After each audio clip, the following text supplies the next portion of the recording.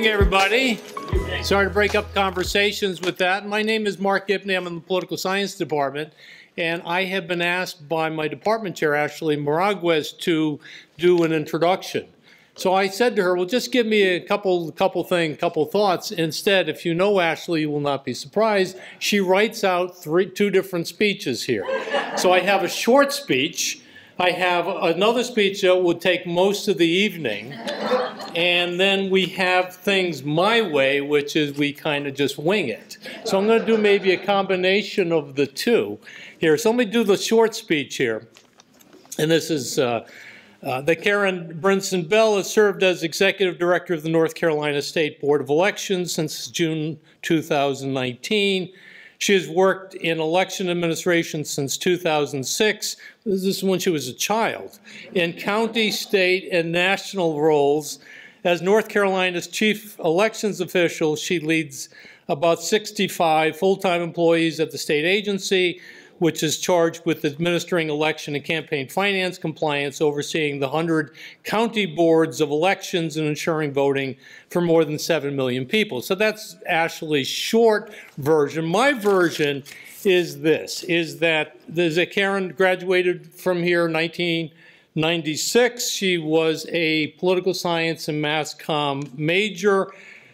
She was the outstanding student of the year in 1996. She graduated with distinction as University Research Fellow, a scholar, and then 2021 was the Order of the Pisgah Alumni Achievement Award. But I think most importantly, she has what I would consider to be one of the most thankless jobs in America, in a state that is deeply polarized, where politics has gotten ugly and will get uglier. I assure you of that. And she does this with a certain calmness, a certain grace. She was in my class earlier today. So with that introduction, with a little bit of Ashley, a little bit of me, Karen will talk, and then afterwards, Ashley will come and correct all the errors that I've made. So Karen, how about you come up here? I hope that wasn't too bad. Okay, sip of water. Thanks, y'all, for having me tonight. I not only went to UNCA, but left for a little while, and then from 2001 until 2015, I lived in the Asheville area. So this is very much home to me. My parents probably wouldn't like me to say that, but I was born and raised in Kenansville, North Carolina, this tiny town near Wilmington. I remember when we got our 2 stoplights, I came home from the hospital to the same room that I left to come off to college at UNCA. But that means that I was only there for 17 years, so more time in this part of the state than in eastern North Carolina. And I'm often asked how I even got into this. You don't say in 4th grade, what do you want to be when you grow up? An elections director. Except there's one person in this room who I do think she did, and she works for Buncombe County. But, you know, I often say I was born into it a little bit. My dad was mayor of our tiny town whenever I was born. So I was the baby that the politician kissed. But, you know, otherwise it was really, it was just ingrained. You know, not only did my dad, was he a public servant, he went on to be the town manager. He went on to be the county economic development director. I remember going and voting with my parents and with my grandparents, and they would be precinct officials. And you know, that was our civic duty. And so it's really exciting for me to see the energy around voter registration here on campus. It's more than I remember. And to be at the 3/10 today and to see there were students who were doing it because it was for part of class, but then there were others who, no, they had enjoyed doing it and wanted to keep doing it and encourage others here on campus to be registered to vote. And I'm going to say it now, and I'm going to say it at the end. I am wearing my shirt, pardon me, Kent, I'm going to step away for a moment, that says, register, show up, and vote. So as important as National Voter Registration Day is, and I will promote registering to vote any opportunity that I can get, it is just as important to follow that up with showing up and voting. And so we'll talk about what voting looks like ahead for us in North Carolina in 2023 and 2024.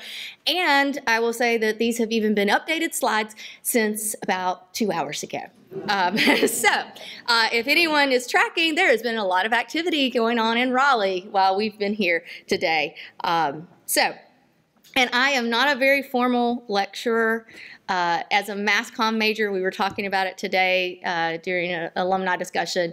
That means that I was taught to write at a 5th or 6th grade level so that everyone can understand. And that's still how I approach life. So I'm not going to use big words. I'm not going to be as articulate as our professors. I'm just Karen. I'm laid back like that.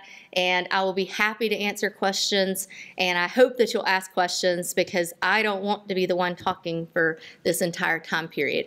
And I have been instructed that when we do get to the question and answer part, you'll be asked to go to this mic stand right here because we are being recorded for the YouTube channel.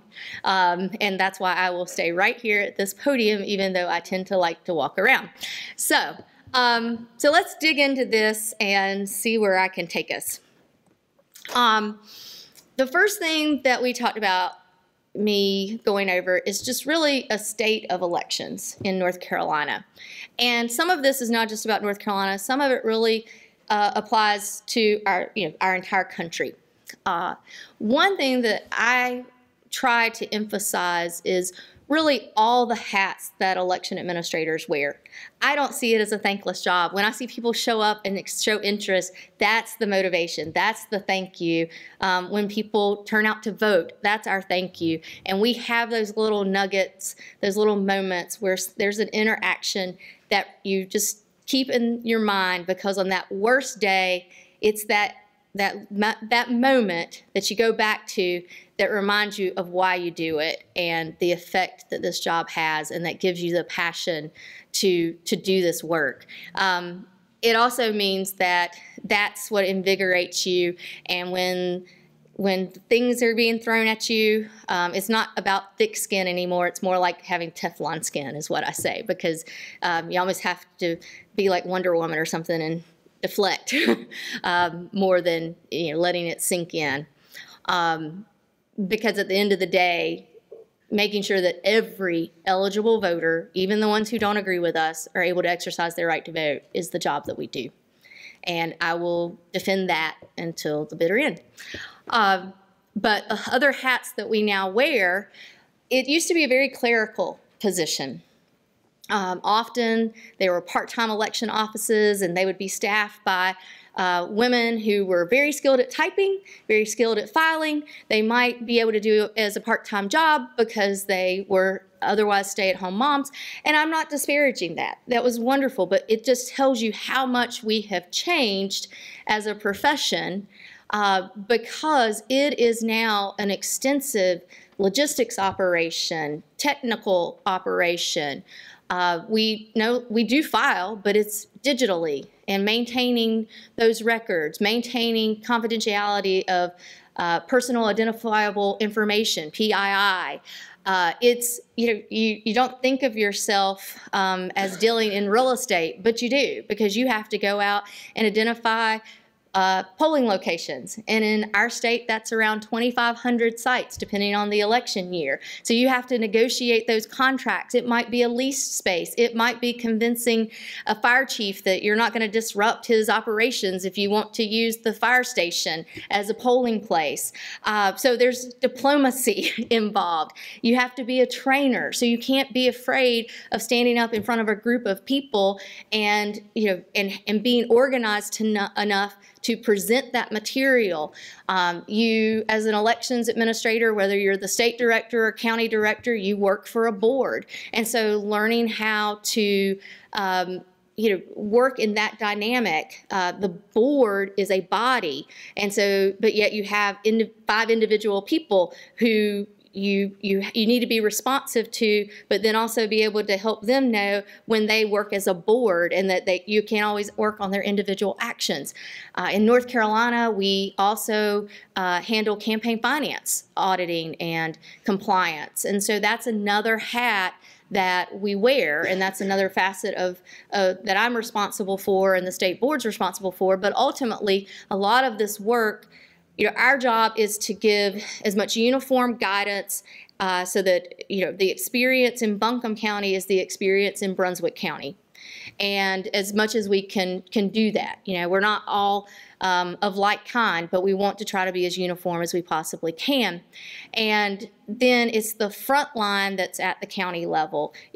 They're the ones who process those voter registration forms. They're the ones who process those absentee by mail requests. They're the ones who we help recruit precinct officials, but they're the ones who train them, all 25,000-ish of them across the state. And we just try to make sure that the materials are there. But this first thing, and the state of elections that I've got up on the screen, is an element that a lot of people don't think about. And it's the fact that elections is now critical infrastructure. And that designation came in 2017. And so our federal government and our Department of Homeland Security brief us and prepare us for cyber attacks and how to have the posture to prevent ransomware attacks or phishing attempts, how to have physical security and what that looks like, and doing assessments that help us to have secure facilities, not just for our voting equipment, but for our people, our personnel as well. And this is something that means that in our federal government's eyes, we are as critical to our nation's operations as the water supply, the energy supply, the food supply. And so, I think that was a needed distinction because, that is the integrity of our elections and, how we safeguard elections, and to have that distinction so that we can have that federal support, not just state support, has really sort of been a game changer about the state of our elections. It means that on election day or during the voting period, we now have full support of the Department of Homeland Security and their CISA agency. We have an election crimes coordinator through the FBI. We have working relationships with the U.S. attorneys.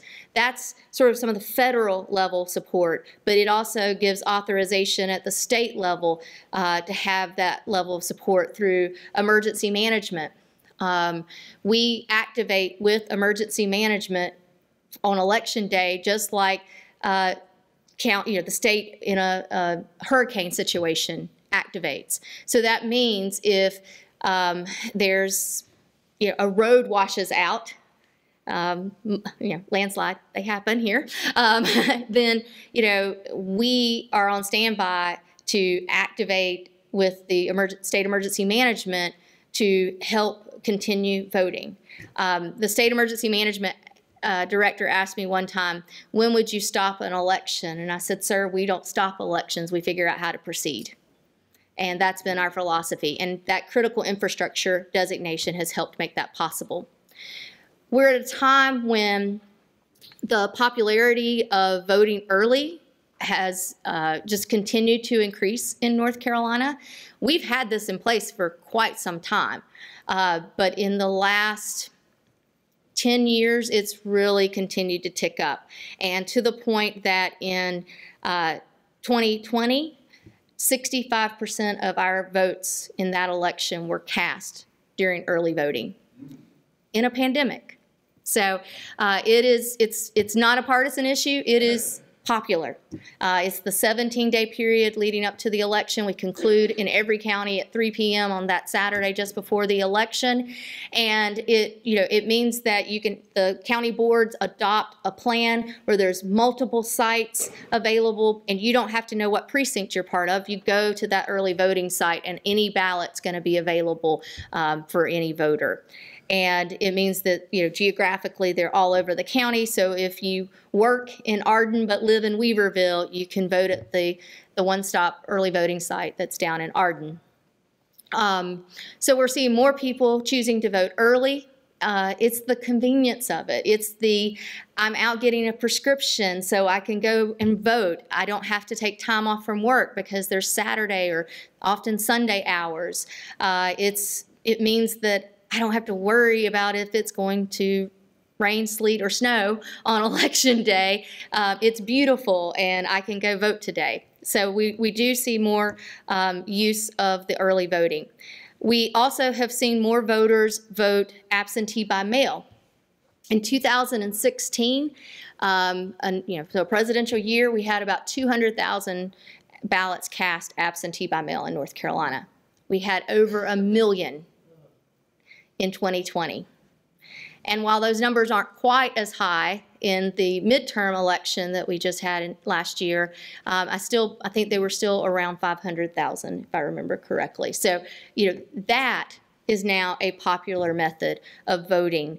And it is also not a partisan issue when you consider those kinds of numbers. We are also at a point in time when a lot of people think that people are disgruntled.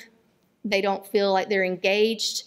That they don't have choices to make when they go to vote, so they're not voting. This is the kind of thing that we hear the rumbles of. But we kind of see it as, people have confidence in our system, and people are engaged in voting because we saw the largest voter turnout in modern history in 2020 with just a little over 75% voter turnout for that election.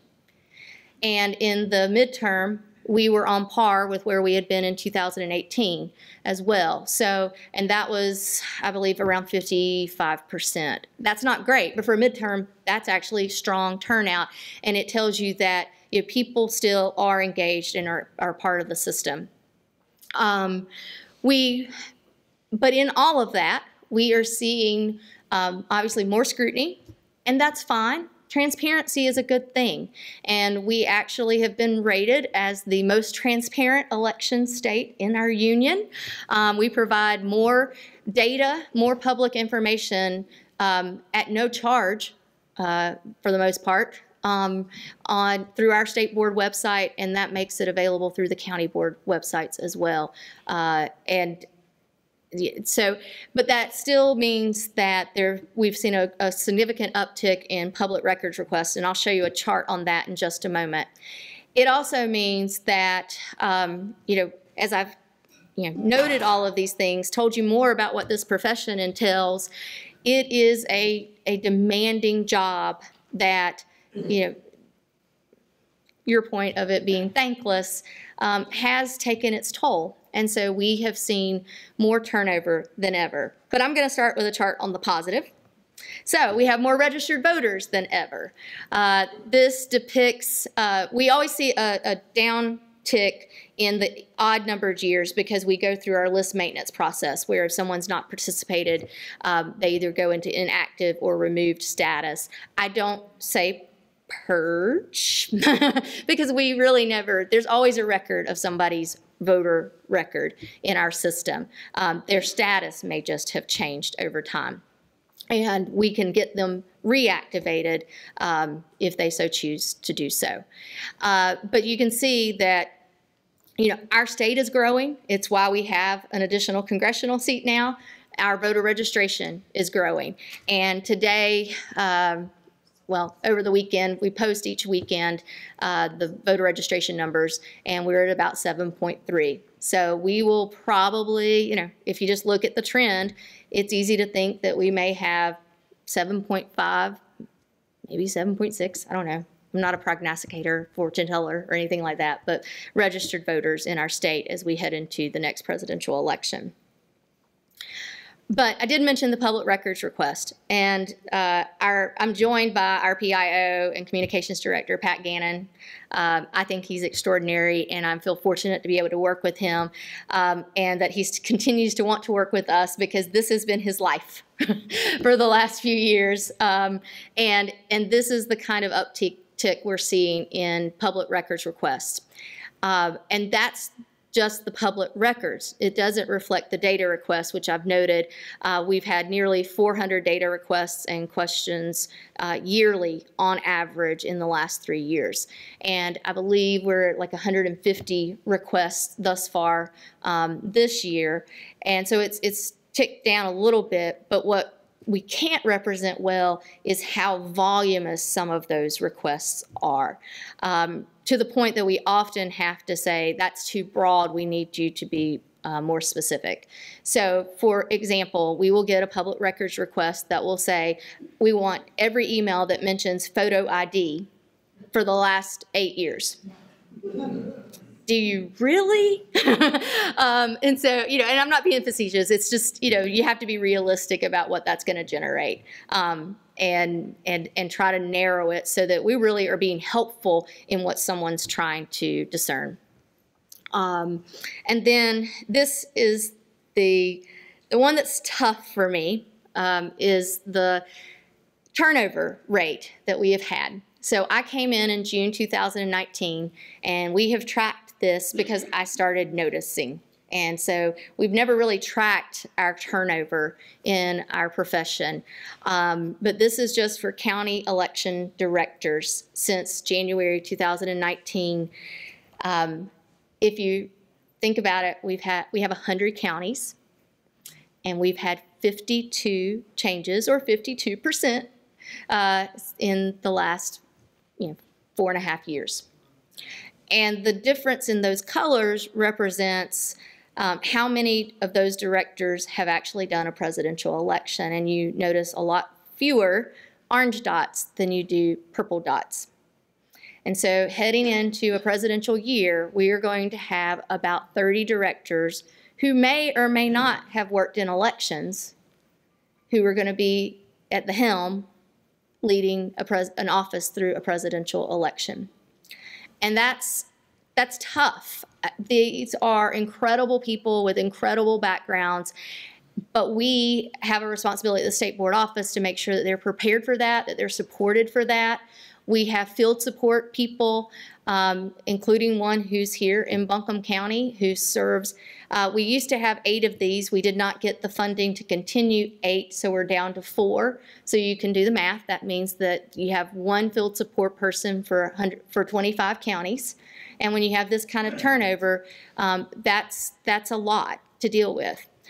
We have some interesting stories in that turnover because Swain County has possibly the youngest election director ever that I know of. There probably were younger, but in my 17 and a half years, I guess he's 22 now, but when he accepted the job, he was 21, and he asked to wait to start the job because he wanted to finish his college. He wanted to be able to do his college graduation ceremony. So he started the next Monday after his graduation ceremony. But he's doing an exceptional job because he's very tech savvy. He's jumped right in. He did a lot of volunteer work in college around elections and voter registration and things like that. So it's actually a real shout out to him. But what we're seeing is a lot of these represent retirements. So I don't want to give you this illusion of people just throwing up their hands and walking out the door. But what we have are people who worked in this field for 20, 25, 30 years. And, on my drive up here, I talked to one who's announced her retirement for December 29th. And she said, I kind of had intended to do another presidential, but I've just lost the steam. And I have 7 grandchildren, and I want to see my grandchildren. Because when you work in this profession, too bad that your soccer game is at 5 o'clock and we still have early voting going on until 7. You skip it. You miss school plays. You have to explain to your family why you're not getting home until 10 o'clock at night for that 17-day period. But it's not just that 17 days, because for that month prior to that, you were in training every single night. trying to get everybody ready. And then, Election Day, it's not done. We have 10 days to certify the election. We might head into a recount. The state board has to certify. So most of us don't know what Thanksgivings are. We don't know what Veterans Day holiday is. And there's moments when the Christmas and Hanukkah are not, like, you're scrambling because there's no shopping that's going on until maybe December 15th is what you kind of feel like. So, I can't ever fault when these folks say, I've just, I've done what I can do. But it leaves us with a situation where we really have to lock arms and figure out how to support each other. And we've adopted a term of calling each other Team 101. 100 counties and one state board working in unison together. And that's what it'll take. And we have confidence in each other because we know that we are applying as many uniform processes as we possibly can. And I will say a shout out, the Buncombe County crew is here tonight, including their director, Corrine Duncan, who is among these dots.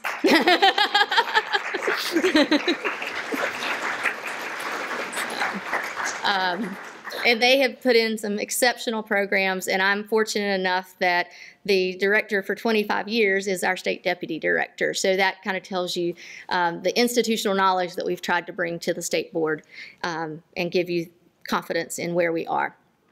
So that's the state of elections.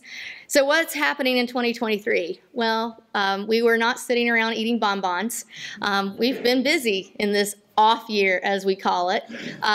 We had 3 major court decisions on April the 28th that puts many things into high gear. Now, that's interesting for us because we also had our priority planning session at the beginning of the year and all the things we wanted to accomplish. And our project manager for the agency, she mapped out over 100 projects. We're a little ambitious of things we want to accomplish, but all 3 of these elevated to top priorities, of course. And so the state Supreme Court changed some decisions from the prior state Supreme Court and made some decisions and others on that day. So the first item was we'd had a court case that has gone back and forth. State law had been that if someone was convicted of a felony, then they lose their voting rights and they would not be restored until they have served that sentence and completed probation, parole, post-release supervision, which would mean they've also paid their restitution and fines and fees. And so that had been since the 70s, as I recall, what was on the books. But there was a lawsuit that challenged it and suggested, and the court did decide this way, that there would, so for a period we had where someone, if they completed their time in prison, so their imprisonment, but they could vote once they had done that, even if they were on probation, parole, or post supervision. So in April, that changed again, and we went back to the law where they must have completed all of that to be able to register and vote again. And while that's the state of things for what you all know, on our end, it means every time that happens, we have to update and change the voter registration forms. We have to work with the Department of Corrections to make sure that those individuals are being notified properly. We have to get with DMV, make sure that the online forms are changed and so forth. So you quickly, so we actually we didn't know that the decision was coming down, and we didn't know that it would be effective immediately necessarily. So we were working over the weekend, overnight, to push that out and to alert all the not just the counties, but the entities that touch on that. Updating the website, for sure. And so the other decision that is a more brief decision is redistricting. So in the 2020 census, went through redistricting, and the courts decided, State Supreme Court decided that our maps were not satisfactory, and the court implemented maps, and they said that the congressional maps would only be for 2022, and that we would have new maps. So this part wasn't a surprise to us. We knew we would be working on redistricting. But this court decision in April meant that they were also saying that the legislature could rewrite the state, House, and Senate maps too. So the indication from legislative leadership right now is that as soon as they finish the budget, they'll go into session, possibly even next week, to work on redistricting. And where we come into play, you know, we don't weigh in on what those maps look like. But once they decide them, pass them, they get handed off to us, and we have to put that into our system so that the overlays are there, so that when people register to vote, they know, you know, who are they voting for, which congressional seat, which House member, that sort of thing. And there's some unique ties to county commissioner seats here and so forth. So we want to move quickly on that and get that into our system, but we also have to be prepared for people to file for those offices on December 4th. So, and hopefully not have court decisions changing that to where I'm running across an expo hall on the state fairgrounds, getting on the mic announcing we're pausing congressional filing for the foreseeable future. But that's what we did in 2022. So we will see. It's also an interesting time for us because we are very reliant upon our data team to implement all of that, and we have lost some of the funding for those positions. So we are we've developed a partnership with the State Department of Information Technology to help us through that process. And then the other one that was effective immediately was photo ID. And by the court's decision, we could move forward. We could start sending out notices to the colleges and universities and community colleges to get the process going about which photo IDs or university IDs could be acceptable for photo ID. We could change up the information on our website. We could start deciding how the envelope process was going to work, because this will be the first time that photo ID requires, or that we will have absentee by mail voters be required to provide a copy of their ID when they return it, or an exception form. So we had to work through the exception form for absentee voters as well as in-person voters. And we're doing all of this without a budget having been passed. So we are limited there, and had on August, was it the 11th, that we started absentee voting for the city of Charlotte and town of Sanford. So we had from basically the first part of May until the second week of August to have all of this designed and out, and we're still working through it, needless to say. But we have October 10th elections and we have November 7th elections, and we're learning as we go. Even though we were set to implement in 2019, you couldn't just, it's not a light switch. There are changes that have to be implemented and so forth. So that's where we are, and I am going to play a short video so that you can hear how we are implementing photo ID in North Carolina in 2023. Beginning in 2023, a photo ID will be required to vote in North Carolina. For most voters, this will simply mean showing their North Carolina driver's license at the polls. There are many other identification options that voters can use to vote. These options are a U.S. passport or U.S. passport card, a state ID from the Department of Motor Vehicles, a North Carolina voter photo ID card, which can be obtained for free from a county board of elections, a college or university student ID that has been approved by the State Board of Elections, or an employee ID from a state or local government or charter school that has been approved by the State Board of Elections. Voters who have registered to vote in North Carolina within 90 days of the election are also allowed to present a driver's license or non-operator's ID from another state, District of Columbia, or U.S. territory. Voters aged 65 or older can use unexpired or expired versions of any of these IDs, so long as they were unexpired on the voter's 65th birthday. For all other voters, these IDs must be unexpired or expired 1 year or less in order to be accepted. There are 3 additional types of photo IDs that will be accepted at the polls, regardless of whether the ID contains an expiration or issuance date. They are a federally issued military or veteran ID card, a tribal enrollment card issued by a state or federally recognized tribe, or an ID card for a public assistance program that was issued by the state of North Carolina or a U.S. government agency. So what will the voting process look like with the new photo ID requirement?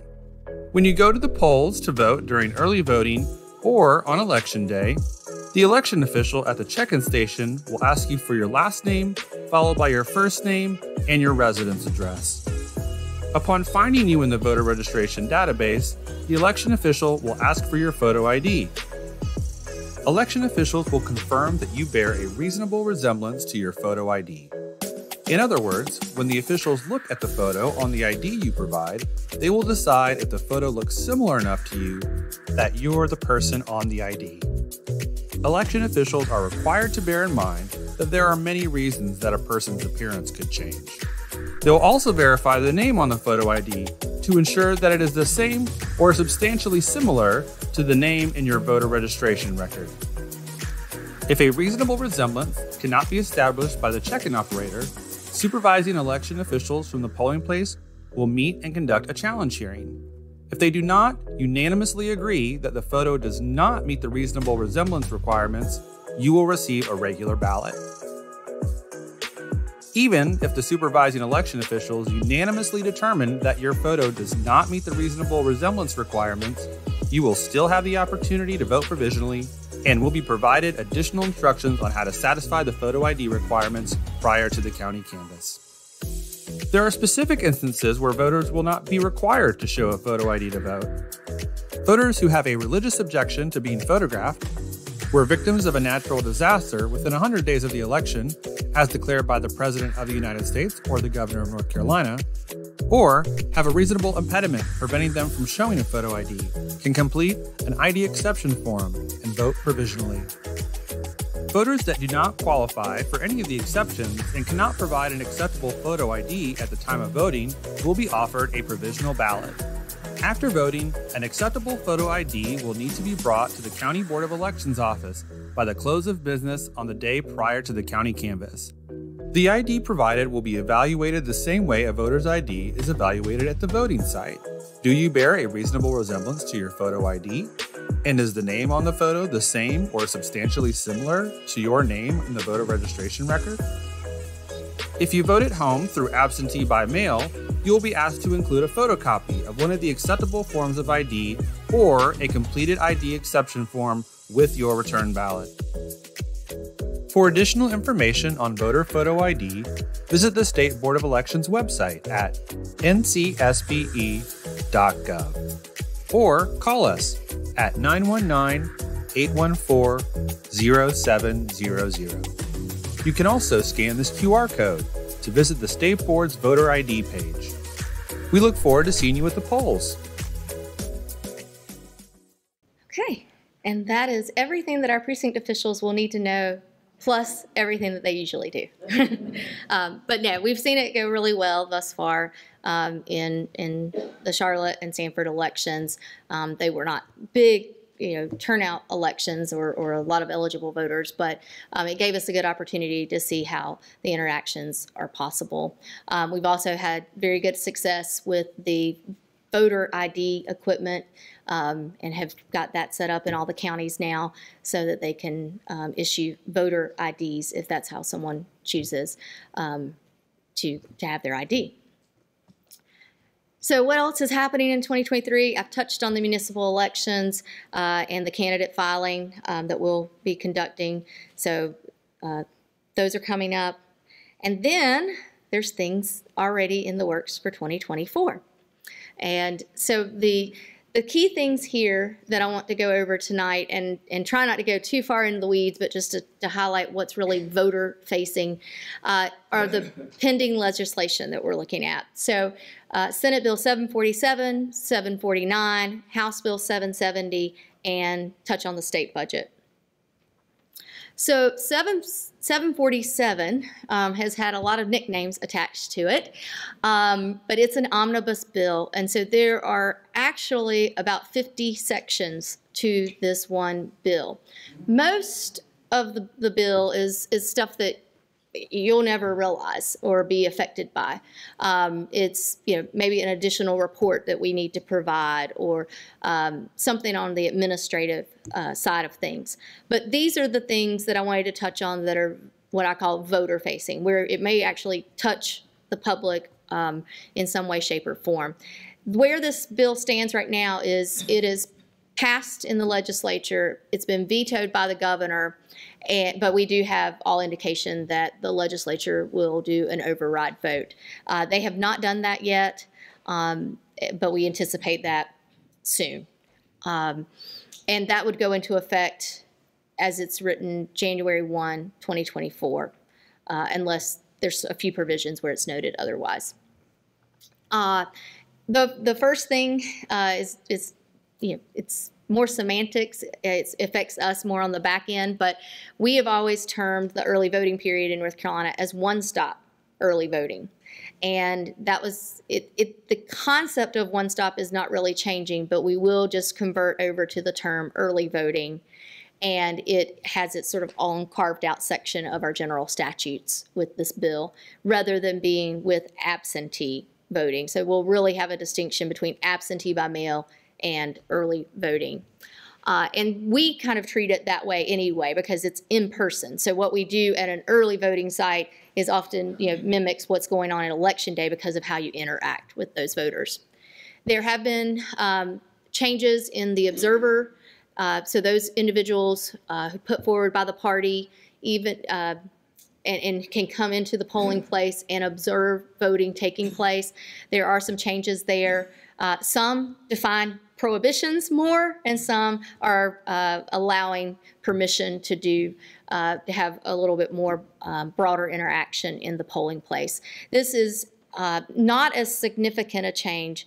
I was going to take questions at the end, but is that fine? Really, I'm a poll worker here in Buncombe County, and just want to say that that's one of the changes that concerns me, that we have partisan individuals essentially wandering around, and how that any sorts of prohibitions would be enforced is beyond me in terms of my practical experience. So I just offer that. I think that's trouble. Yeah. There was a lot of concern around a individual observer bill. Some of that got put into this omnibus bill, but not to the extent that we had seen. So some of the feedback that particularly came from the County Board of Election members was heard, and so we feel like we're at a place where it is more permissive, but it won't be as free-ranging for observers as the individual bill had allowed for. And our real concern is making sure that voters do not feel intimidated and that they do have the ability to cast a secret ballot. So there are changes in the observer rules. There are changes to same-day registration, and I think most significant to a university community is that the identification that's permitted in registering during the early voting period is going to change slightly for university students, and so we'll be putting information out about that because it'll be a little more restrictive for students wishing to same-day register. And if you're not familiar with same-day registration, we do not allow people to register on election day, but we do allow them to continue to register and vote during the early voting period. Technically, books close 25 days before the election, but during that early voting period, there's still a method. It also there's a mail verification, just like when anyone registers to vote, and we do 2 mailings, and someone doesn't get registered if both of those mailings are returned. In this case, if one is returned before we certify the election, then that ballot actually can be pulled, and we would not count the ballot for that same day registrant if their first mailing does not verify. So those are some of the details around that. There is a longer period for absentee ballots to be challenged. That used to be on election day. It's now a 5-day period, or will be if this is enacted. I need to make sure I'm speaking in those terms. It's not done yet. It changes when we have second primaries. Right now, there's a provision that if it's only for a statewide or more local office, then we do it 7 weeks. But if there's a federal election, then we do it 10 weeks after the primary. It just makes everything 10 weeks. And that's, we actually can get behind that. It makes our lives easier. The semi-open primaries for all parties, who could participate in a party's primary has been up to the parties. This bill would make it so that all parties will allow for an unaffiliated voter to cast their party's ballot if that's the party ballot that they choose. And then there have been qualifiers for when we would have a write-in line for local elections. This just automatically says when we design the ballot, we'll put a write-in line in those contests. Continues, and we will now have, if this goes into effect, we'll have a non-voter log at all of our polling places. And this, so we do allow for a voter to request assistance, and and that, there's a few asterisks to that, but this would require us to log who that person is.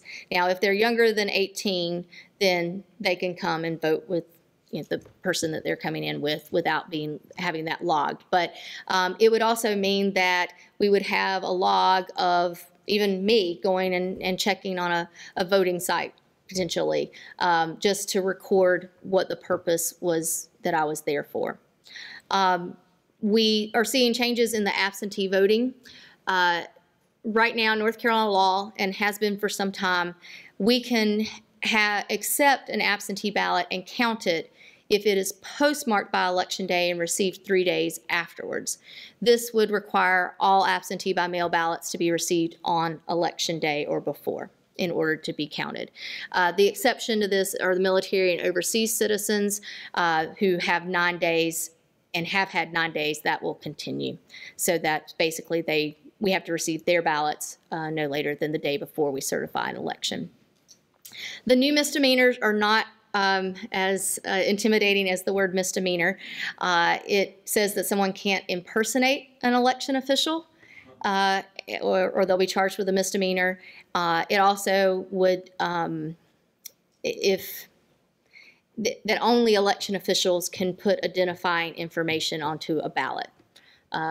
We haven't had this problem that any of us know of, but nonetheless, it'll be in the law. And if you do it, it's a misdemeanor. The knowledge requirement for voting during a felony sentence is saying that if a felon does not realize that they have completed, that they still are serving their sentence in some way and votes, if they did not have knowledge that they were still in that period, then they would not be prosecuted or could not be prosecuted or charged with a crime if they had no knowledge. So they have to have knowledge that they are still serving their felony sentence and choosing to vote in order to be charged with that crime. List maintenance changes. List maintenance is what we call our voter registration roll upkeep. And so this just implements some changes about how frequently we're going to receive information from the various entities and how frequently we'll push that out to the counties and how frequently they have to do that work in the different capacities. Photo ID education is required within this bill, but not a funding. So we will educate. And then we will also have a requirement to educate about the change in the absentee return deadline that I was mentioning that has to now be Election Day. And then this is actually We worked with the legislature. There was plans to implement signature matching on absentee return envelopes, as well as the witnesses that we require in North Carolina, as well as the photo ID requirement. And we helped them to understand that we're not set for this, and that it is a costly undertaking because they want us to use software. And so we have to make sure that the same software that's used in, our largest county, Wake County, is, available to Terrell County, and what that looks like, and Terrell being our smallest county. So instead, they set up a pilot, and we have some provisions around how 10 counties will be selected. Because it won't just be random, because they want, rural and metropolitan, small, large, different things like that. And it will be a pilot. So it won't affect whether someone's vote is counted or not based upon signature. But it is an indication that our legislature is looking at signature matching as a requirement potentially for absentee voting as we go forward. But we'll have to see. 749, that was the one I had to update even today. So it has passed the Senate. It was on the House for a floor vote today. They actually need to go to another reading of it and so forth.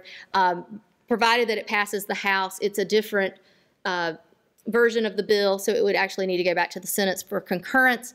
Its effective date has changed along the way, so the effective date of this bill would be July 1 of 2024. Unless otherwise noted. This may not seem significant to the general public, but it is. It's changing how we would, the makeup of how elections are conducted. So currently the State Board of Elections is 5 members, county boards are 5 members. The State Board is appointed by the governor based upon recommendations of the political parties. They provide a specific number of names to the governor, and from that list he must select. He gets to select 3 of his or her party, and then 2 of the next largest party.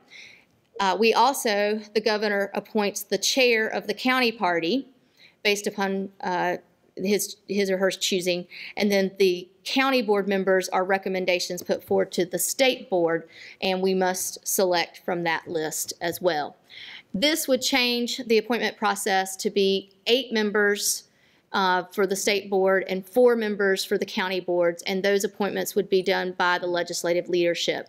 So the president pro tem would appoint 2 for the state board, the Speaker of the House would appoint 2 for the state board, and then the minority leaders in each chamber would appoint the other 4.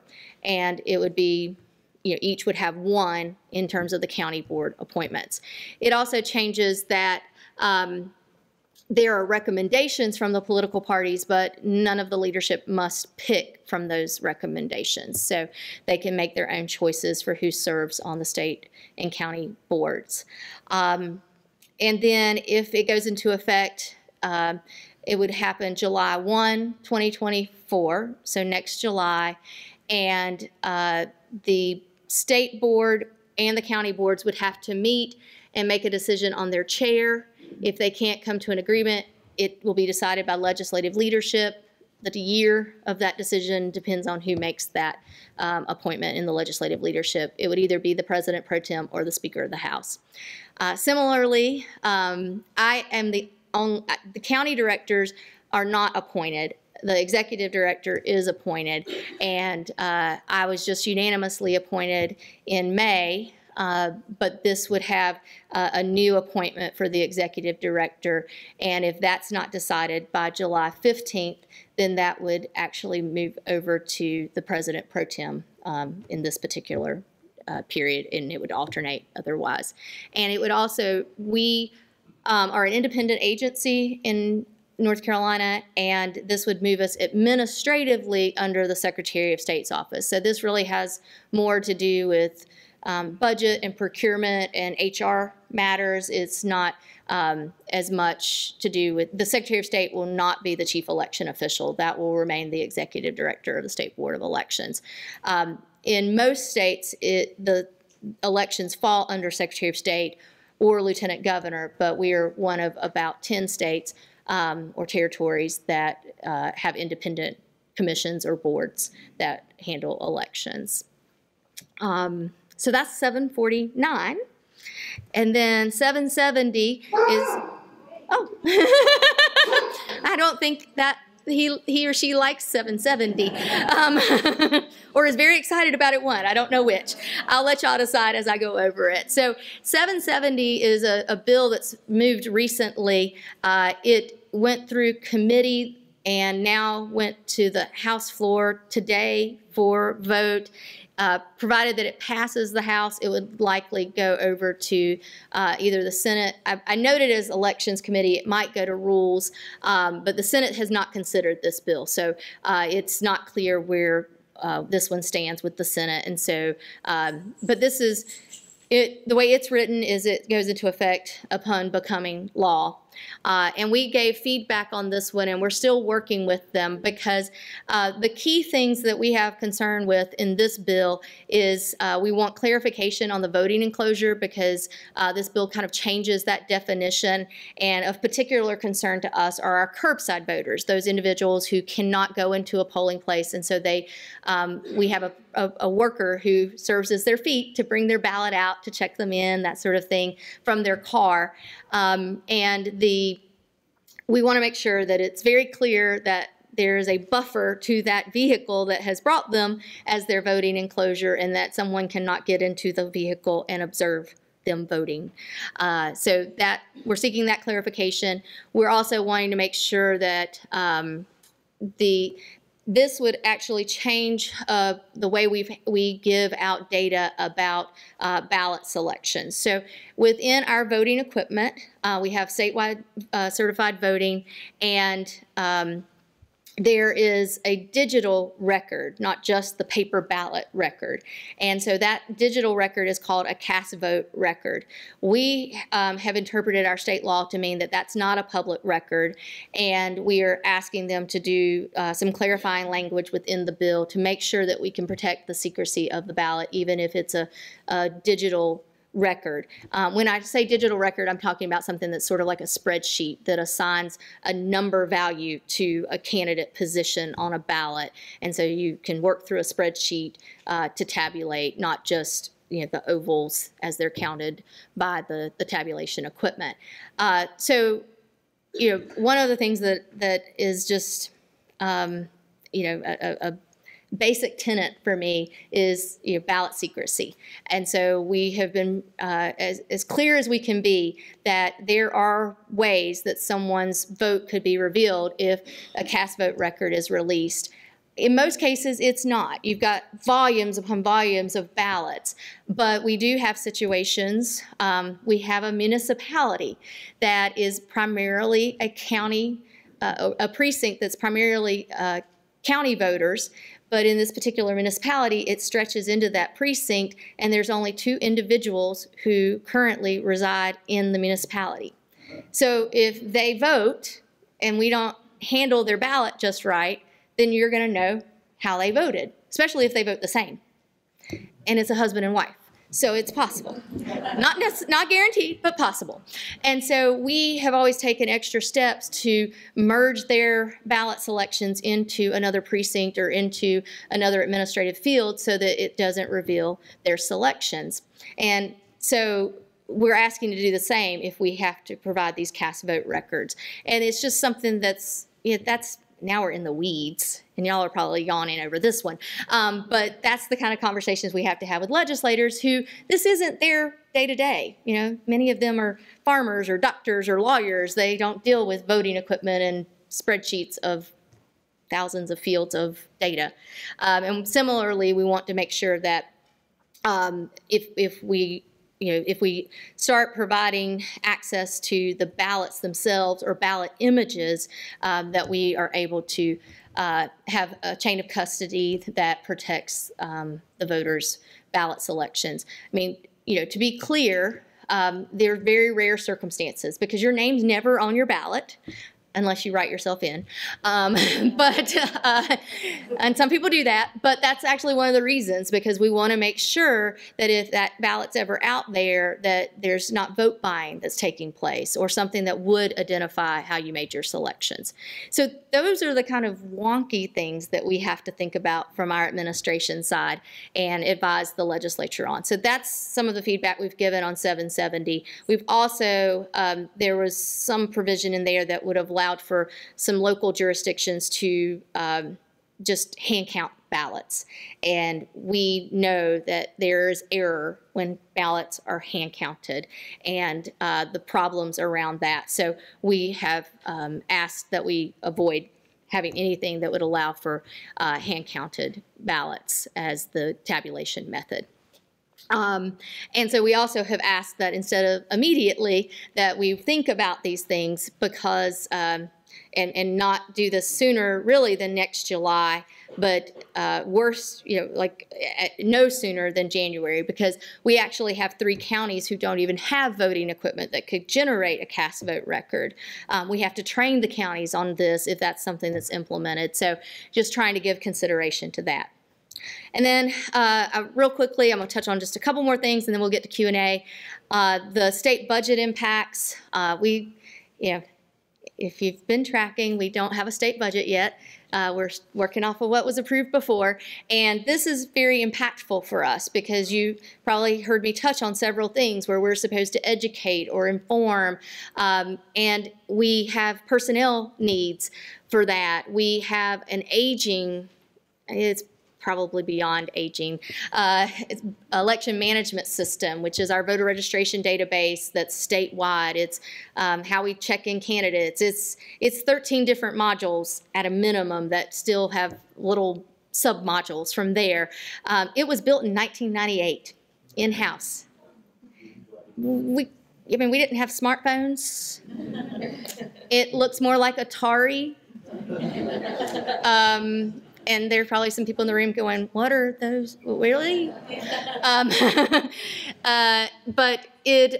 So we've asked to modernize that, and so we actually do see some promise in the budget that's sort of the press has gotten a hold of, where we do think we're going to get some of the funding that we need for that. Maybe not quite all that we asked, but I think it'll be a starting point where we can really make a dent. We need the budget and our request to come through so that we have cybersecurity funding. We receive federal funds called Help America Vote Act, and we have to have that authorized by the legislature in order to spend it. So we need that funding approved, and then we need that money that we were talking about for voter ID education.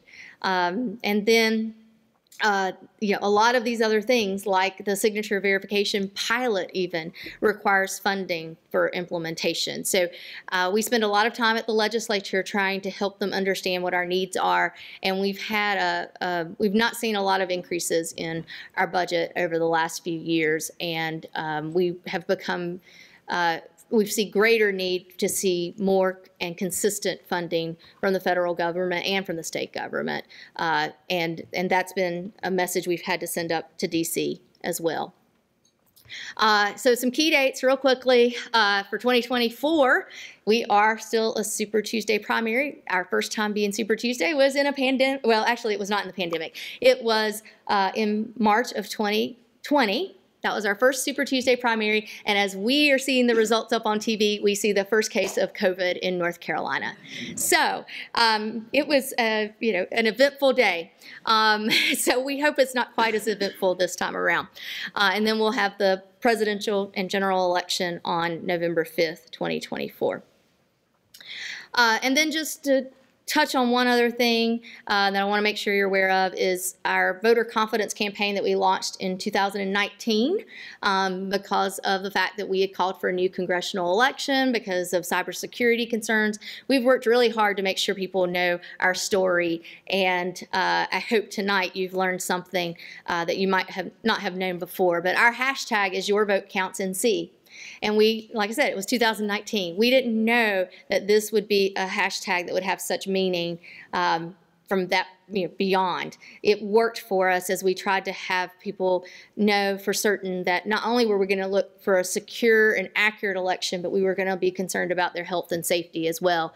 But these are 10 things to know about how we secure elections in North Carolina, and this is nothing new. This is what we rolled out in 2019, and many of these things have been in place throughout my career in elections. So, one, we have no evidence of a successful attack on elections in North Carolina.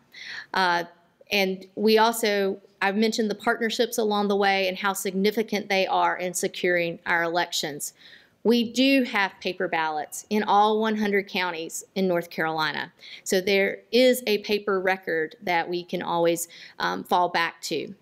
I've touched on the fact that we have certified voting systems. These have met federal standards. These have gone through extensive testing for federal and state standards through certified voting testing labs or equipment testing labs, and then some. We do demos. The counties must do demos. They must do a simulated election or a test election in order to procure new voting systems. These voting systems have to meet certain standards. They also have to post a $17 million bond to be a certified vendor in North Carolina. That's what we know most recently to be the cost of a new election. We actually need to survey again. We didn't do that in 2020 because obviously we had a lot of extraneous costs. None of these vendors are allowed to have their equipment connected to the internet or have modems. We no longer modem results in North Carolina and haven't done that for some time. So when people say it's slow, it's because the lady from your church choir or your former T-ball coach who has been so kind as to be one of those volunteers, and some of them are in the room tonight, and I thank you, they have to get packed up. They have to drive from the outer ends of the county, and sometimes close, but they have to get all of that back to the Board of Elections before we can upload. And there's checks that we do even at the County Board of Elections before that is uploaded into our system for publication statewide and aggregation statewide. We do, before every single election, we do what's called logic and accuracy testing. You are welcome to observe. It will be more boring than me. And that's probably pretty boring. But we test every single voting unit that's going to go out, every component of that voting unit, every single ballot style, every single position, every single contest, every single candidate, every single referendum question, and we don't just give it one vote. We have a test script that's generated that has unique vote totals so that we can confirm that that voting equipment is set to tabulate and that all the functions are working properly. We do this for all the voting equipment, including our ADA compliant ballot marking devices. So we know that they are working units, and then we can seal them up and have indication that it's not been tampered with since we did our testing. We do this as part of a mock election process also, so we even test our results aggregation throughout that. We have at all of our voting sites bipartisan trained officials working. And so that does mean that we are not completely polarized. They work well together and know that this is a good system. After every single election, we do post-election audits. We have done that since 2006. Pat's Wednesday after the election is to get on FaceTime and draw those two random, the random selections. So every county is going to find out on the Wednesday, the day after the election, 2 voting sites. It may be their largest early voting site. It may be their smallest precinct. They don't know until the day after the election, and then they have to assemble bipartisan teams who do a hand tally of those 2 voting locations and make sure that that voting equipment tabulated properly. Again, after every single election, no matter how large or how small, we do that, and it's been done since 2006. North Carolina was one of the first states to implement such, and we have other audits that we do to check against voter history and things like that. We have a dedicated investigations division in our agency and have for decades. So we do look into voter fraud. We do look into election fraud. We look into campaign finance violations. And knock on wood, they do a lot of looking into, and they find very little. So our elections are secure. And then the other thing that makes our elections secure are informed voters. So thank y'all for coming out tonight, because you help to spread the word. You help to show that you have confidence in this election. And when people are informed and when people participate, then that message carries and helps us to secure, because if people don't come out and vote, then how do we put the system to a test? And I'd be remiss if I didn't talk a little bit about voter registration on National Voter Registration Day with the hashtag #VoteReady. That is the national organization's hashtag, and we made use of that today. If you're eligible, register to vote. You can do that online. You can do that in person. You can do that by mail. The online is a partnership that we have with DMV. So as long as you're an existing DMV customer, we can use that signature to get someone registered or update their information. It's also on our website, accessible through your county board website or our website, ncsbe.gov. You can make sure that your registration is accurate. And that, we don't think about things, we're so used to an instantaneous world that we think that automatically gets done, but it doesn't. And then make sure to update your registration. It doesn't even, be it party affiliation, be it name change, be it address change, whatever it might be. And then remain informed and have confidence in our process.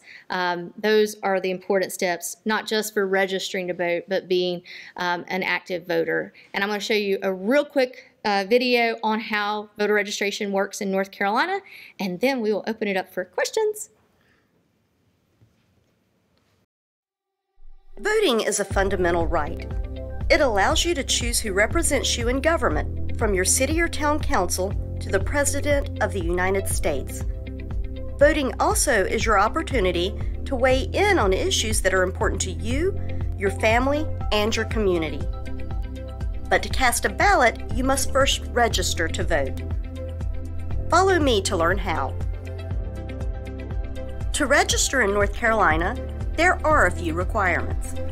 You must be a U.S. citizen, you must live in the county where you are registering and have lived there for at least 30 days before the election, and you must be at least 18 years old or turn 18 by the general election. You must not be serving a sentence for a felony conviction, with some exceptions. For a full list of qualifications, visit the Who Can Register section of the State Board website. If you're a North Carolina DMV customer with a driver's license or North Carolina DMV issued ID, you may register to vote or update parts of your registration with the online voter registration service.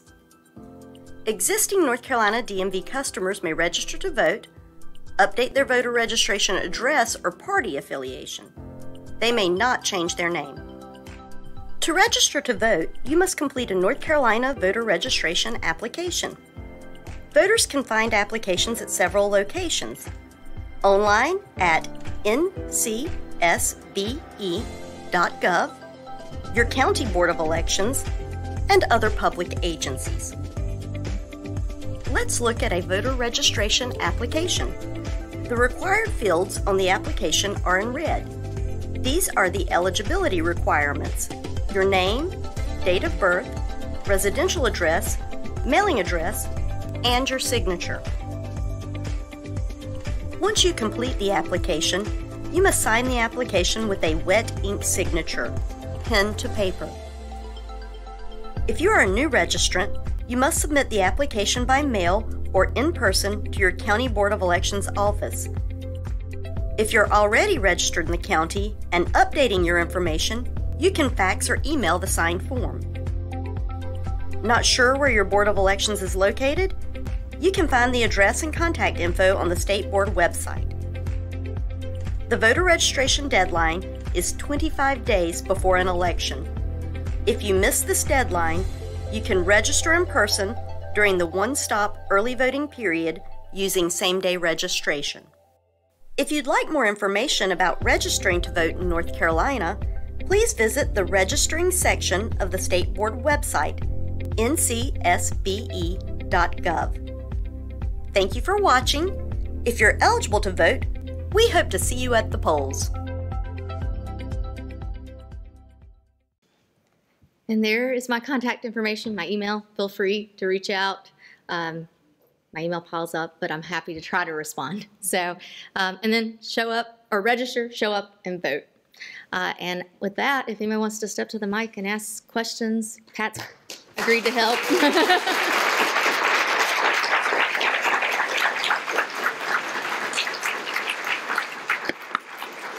Apologies if I was long-winded.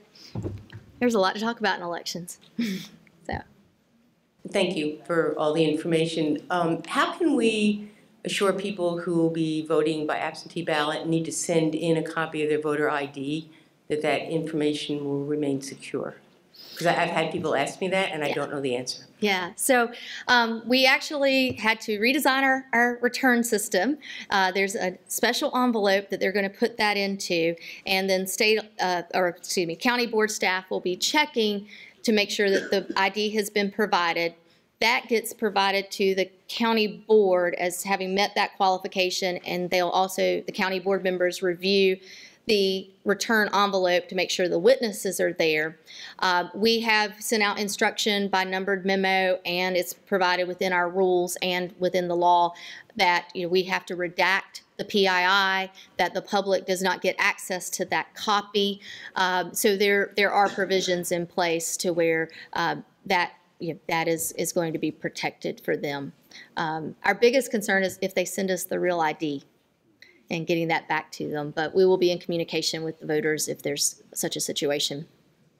Where do we get a T-shirt like you have on? This is not an endorsement, but it's just simply Amazon. Or it might be TeePublic, I will say. I'm not sure which one. I order from both quite often. And I have a whole assortment. If anyone's in the class for tomorrow, I will be wearing Mr. Bill. It's a little fun that I get to bring into the job. I don't always want to be in stuffy suits. Yes? Thank you so much for your presentation. I'm active with Common Cause, and one of the two concerns that they have that I didn't hear you mention that I'd be interested in your comments. One is about a proposed prohibition against private funding to the boards of elections, and I understand that's a very significant negative aspect to the board. And did that get dropped? So that's question number one. Question number two is related to that, is early on there was language that would further empower people to challenge voters, that anybody could challenge a vote. They didn't need to be from the precinct. Is that still in the bill as well? Yes, in those absentee challenges, it can now be a voter from any part of the county, not just of the precinct, I believe. And finally, since I have a microphone, on a scale of 1 to 10, how concerned are you about the legislative powers taking over the election process? And I'll sit down. Okay, I'll start with the last and get back to the first. I try not to comment. Our job as election administrators is to minister the laws as they are written, and to do so in a way that we are ensuring that every eligible voter is able to cast their ballot. And so that's, as someone in public administration, the way we do that is to try to figure out how to best reach voters, how to inform them, how to, do processes that ensure that their PII is still protected and things of that nature. But just within the bounds of the law. So what we then have to do is, we do not have a government affairs person on our staff. 2 of our attorneys are our legislative liaisons, in addition to all the hats that they wear. And so we go over and we try to educate as best we can. We are fortunate, I would say, that the House Elections Committee used to be on a county board of elections and was chair of that county board of elections at one time. So we get to have very good conversations there.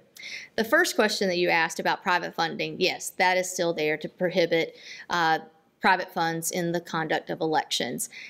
If you're not familiar with the background on that, I never thought my name would be as well known as it is, and it stems around this in part.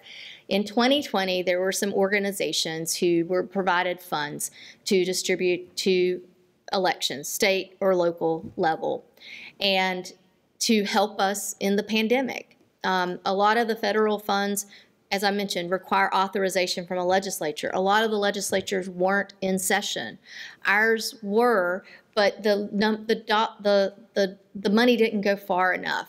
We received hand sanitizer out our ears, and probably still have some, but that was donated to us. And I'm naturally part of the National Association of State Election Directors, and we had Anheuser-Busch offering to do that.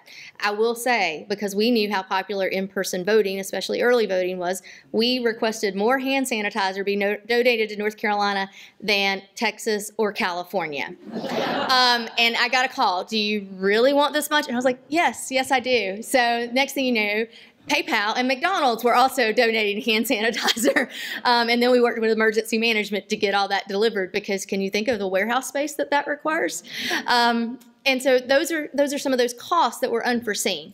The other thing, so yes, I accepted private grant funds. We told the counties that if their county policies permitted, they could too. We worked with the Schwarzenegger Institute, for example, because they were willing to give money locally to ensure that polling places stayed open, or that adequate polling places were available. The private funds that we accepted came from 2 organizations, and I am proud to say that we accepted those funds, because what that meant is that we had 6 million ink pens and styluses. And that meant that not everybody got an I voted sticker in 2020, but if you voted in person, you got a pen that said I voted.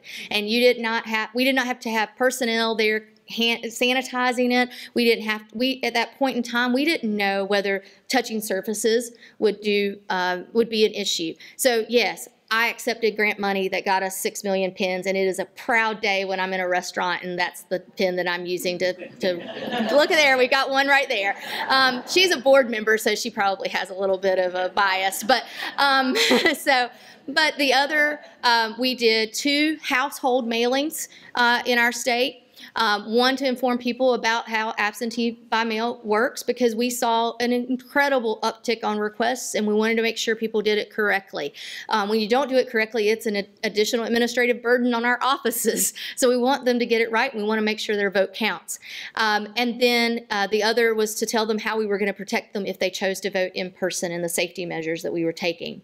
And then the third area that we took private grant funds for was the legislature had authorized funds to give bonuses or hazard pay to individuals who worked election day, but that did not include people who worked during early voting. And I knew that that's a 17-day period, and many people would work all 17 days. They deserved hazard pay as well. So I accepted private grant money. We surveyed to find out how many people worked. It was a very small amount of $19 or something by the time it was all said and done that they would receive, and that's not nearly enough, but it was what we could do, and at least acknowledge that they had put their lives on the line for 65% of the votes that were cast. So it's unfortunate that we're not going to be able to continue. I mean, really, we've never been in a situation where we needed the private grant funds. And so what it really comes down to is not whether I or anyone else accepted private grant funds in 2020. We needed them. But now we also know what it takes to efficiently conduct elections, to securely conduct elections. And the only way we're going to be able to continue to do that is if we know that we have consistent funding and the investment is made in our elections process. So we need more funding, and be that at the state or the federal level, I will tell that to any lawmaker that that's what they need to be providing. And if it's not private funds, so be it, but give us what we need. Sorry. If Mark had read the long version of your bio that I provided, oh, if only, we would know that you had served as the Deputy Director of the Ranked Choice Voting Resource Center. And so I'm wondering, not from a political feasibility side, but just from an election administration side, how feasible is it to switch to ranked choice voting? Like, how hard of a lift is it? So why did I do that job? Because North Carolina was the first statewide use of ranked choice voting or instant runoff voting in 2010 since the early 1900s. And most people don't know that. Everybody's thinking Maine and Alaska and so forth now. But we did it in 2010 when our voting equipment didn't even allow for it. It was in a Court of Appeals race. We did not have time to hold the primary, so we put this special section on our ballot for you to choose between 13 individuals who were seeking to be on our Court of Appeals. And so that's what I spent time doing. The city of Hendersonville was also part of a pilot, and that was when I had the district job. That meant that I was there were only 2 municipalities that participated in the pilot, and Hendersonville continued it. So suddenly, unbeknownst to me, I was becoming an expert in administering ranked choice voting. It's doable if it's something that you want to do. And so I was, after I left being a county elections director, I was asked to be a consultant, and then we formed, we saw so much interest that we formed a nonprofit that is directed towards election administrators. It meant that I did go and speak to legislative bodies, governing bodies, if they were trying to decide, is this feasible? I didn't tell them whether it's the right choice for their jurisdiction or not, but if it was, then here's how it's doable. And then I would spend time also going to election conferences to work with election administrators on that. And the organization still continues, and they have been traveling a whole lot because there's a lot of interest in ranked choice voting. And it's not one side or the other. It is drawing attention for more than one political party. And just to sort of give evidence to that, I spent so much time in the state of Utah that I thought that I was going to gain residency there because they were one of the first jurisdictions that I worked with on ranked choice voting. So, but it's prohibited now in North Carolina. So if you want to see it done, you're going to have to talk to your legislators. First of all, I just want to say a big thank you both to you and to everybody else who is involved in the election process, officials, workers, volunteers, everybody who showed up and did something, because that's just so critical to the functioning of our democratic system. And then I had 2 questions. The first one is pretty quick. I was curious how many people fall into that category in the state of North Carolina where they've been released from prison, but they haven't yet cleared their fines or their probation, what have you. Do you know how many people that affects in our state? Oh, I'm hoping Pat knows that one. 40 to 50,000. Okay. I don't know if you could hear him. 40 Okay. to 50,000 roughly. All right. Thank you. It'll change over time. Okay. And then the other one is, I know you put up some numbers for North Carolina, but across states, the number of people who are challenging election results and doing kind of their own research into voter fraud has massively increased since 2020. And I know that's sort of overburdened a number of different statewide offices who are trying to address those requests. So I was hoping you could talk a little bit more about like the sheer amount of time that's taking you guys, or like, how much of your resources are devoted to that versus other things? Well, there is no one better in the room to talk about this than him. So I'm going to ask Pat to come up and give you that answer, because he told me he would answer questions if he needs. So yeah, this is a prime example of it takes a team, and he's exceptional. If I was going to ask one question at this forum, that's what it would have been, because it's taken an extraordinary amount of time, and the folks in Buncombe County can attest to that, of all levels of election administrators to respond to the continued and sometimes harassment. Sometimes it's a public records request. As you can see, we've had hundreds, probably 250 a year on average the last 3 years. We've had to buy a whole new software, spend about $10,000 a year on that software to keep track of all the public records requests. I used to do it in my email because we got so few when I started this job in 2016. Now we had to spend $10,000 a year on this software. Every single day, I think I had about 3 hours on my computer today, and in between everything else that was going on, and I probably spent an hour and a half of it responding to somebody who had told our legislator something they believe that's not even remotely true, and typing up a response to send to the legislators, who then reach out to us and say, this person's saying this, is this true? And then we have to spend our time, multiple staff people, you know, we have to ask certain staff people like something about the absentee process or whatever. So it takes multiple staff people to respond to conspiracy theories, and it happens every single day, and has since probably mid-2021 is when it's really, really started to grow, to increase. But thank you for the question, it's a great one. And you know, you referenced other states. We work with other states because we're in this together. And so, you know, we often are in communication with Oklahoma or Kansas or Arizona. I mean, it's not necessarily a blue state, red state, purple state issue. We're in this together, and we see a lot of copycat requests. And so we try to make sure that what we release in North Carolina doesn't harm the processes out in Nebraska, for example. And so we try to communicate with each other in those public records requests as well. So, yes, ma'am. So one of the things I learned is just how well North Carolina does in assuring the security and the accuracy of our voting process and the vote counting.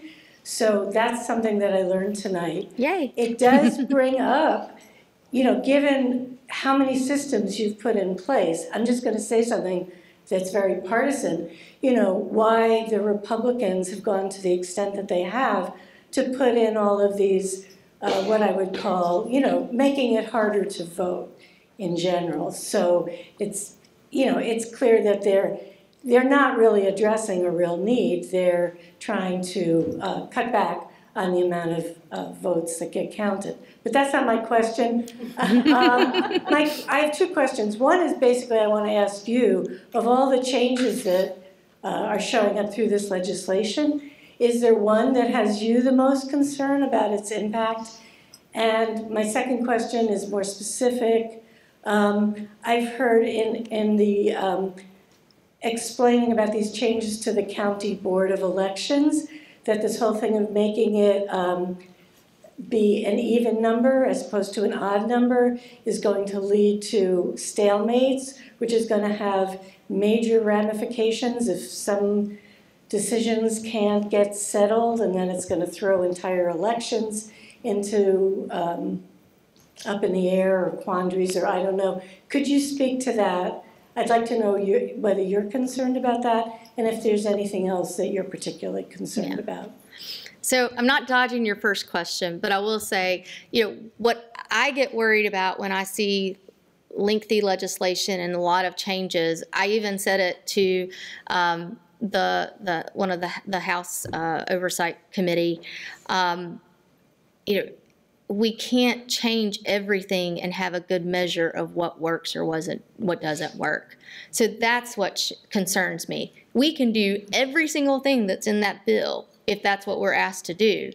But if we are implementing photo ID while we're doing a signature checking pilot, while we're changing the receipt deadline, while we're doing, you know, and on and on and on, how do we know what worked and what didn't work? And that's when I'm just a public administrator who wants to be able to measure and quantify and so forth. And that's where I have the biggest concern, and just the bandwidth to do it all in. We can't keep pulling off miracles and them working, and that's really what we've done. And I can't keep looking at people and say, burn the midnight oil, because the oil is running out.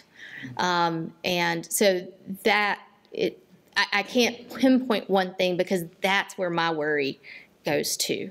Even though, you know, there are specific ones that we've really tried to emphasize what the effect could have.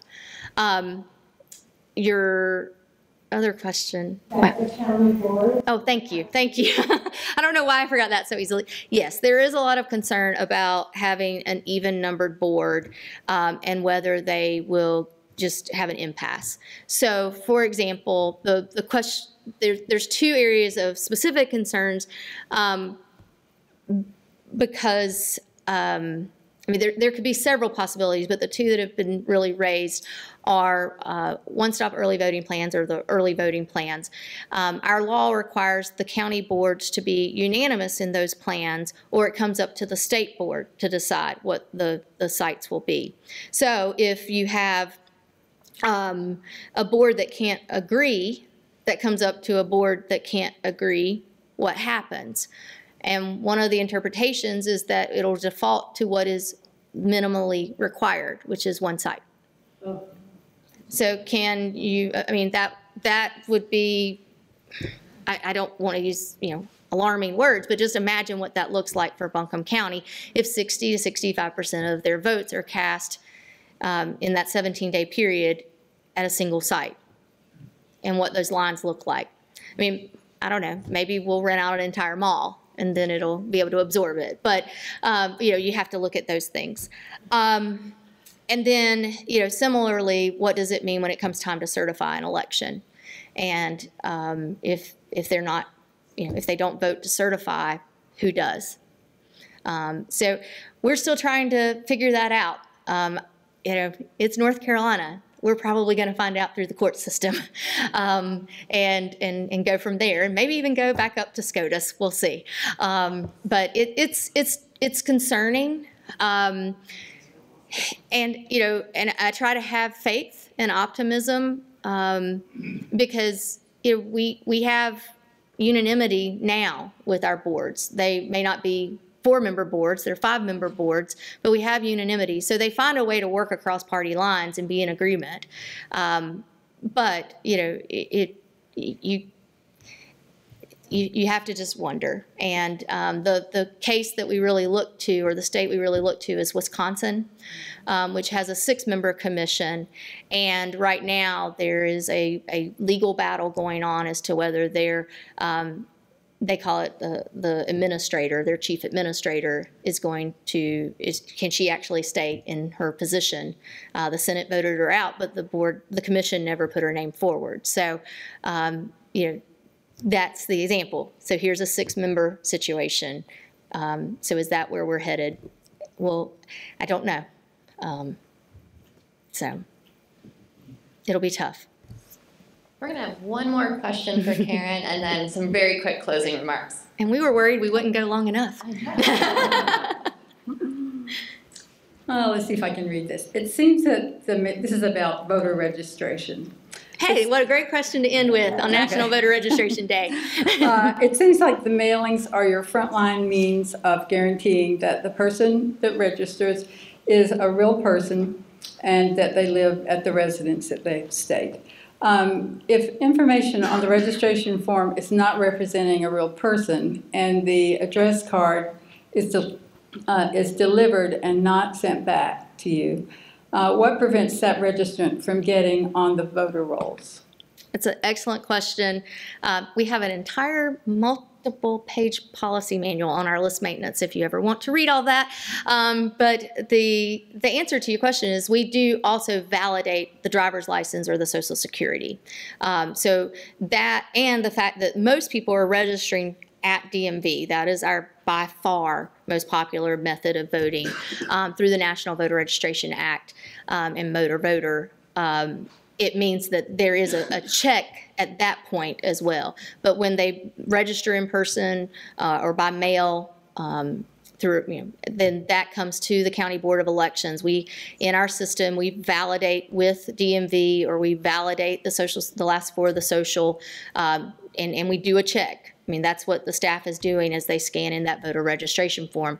Then we do the mailings. And so, yes, ma'am. Why do you not ask for the whole driver's license number or Social Security number? We do get the entire driver's license number. The social is obviously for PII and protection reasons. But yeah, that's the requirement within our law. And then we do a verification by mailing. And so it goes, if it's returned, we're going to do a second mailing.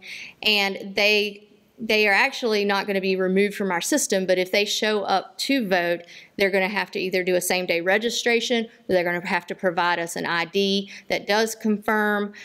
So there are many layers within our system that's going to confirm someone before they are handed a ballot. All right, thank you. Thank you.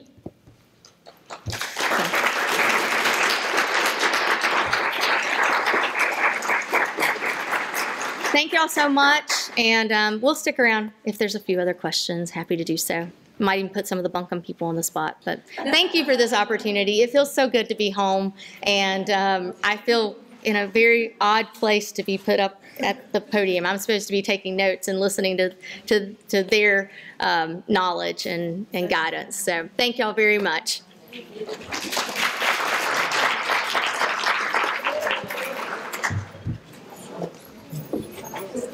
Yes. I'm going to make some really quick remarks. Sorry. I just wanted to say, no, that's okay. I just want to say thank you to Karen for coming to campus today. She's been on campus all day long, helping students register voters and visiting classes, and she's going to be on campus tomorrow morning. So I just wanted to say thank you for making this time. And also thank you to everyone who volunteered today for National Voter Registration Day, and to the political science and mass comm departments for co-sponsoring it, and all the staff that made today possible. So just wanted to say thank you, and Karen, come back. This was great. We really appreciate it. So thank you again. Yes. Thank you again.